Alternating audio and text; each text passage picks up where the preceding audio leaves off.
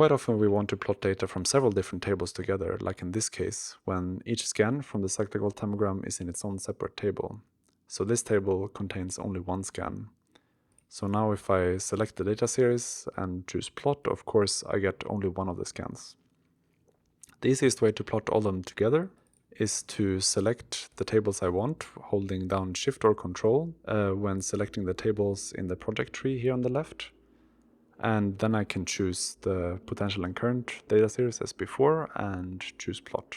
And then it will ask me if I would like to plot data from all the selected tables. I choose yes, and then we can see that we get 3 different traces in this case. At the moment they're all labeled as current, which is not very helpful to distinguish them. So if I select all of them and press edit, and in the legend entry I can choose table name. Now each of the traces gets the table name as its legend entry. And if I now choose plot, now we can see that I get 3 different traces.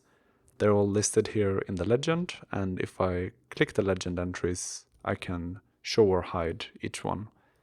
Also, if I double click on the legend entry, I can see only that one, and all of the other ones are hidden. If I double click on it again, all of them are shown. So the reason that I could easily plot all of them together just by selecting all of them was that the structure of each table is the same. That's of course not always the case. If I have a plot and I want to plot some arbitrary data in it additionally, what I can do, for example, if I want to add scan 2 here, I can select the data series as before and I can drag them to the table. This will just add it as another data series.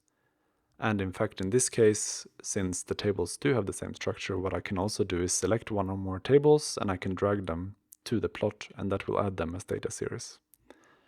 In fact, what I can also do is I can select one or more plots and I can add them by dragging them to another plot, and this will add all of the data series together in one plot. So those are some of the ways in which you can move data to plots and plot data together from different tables.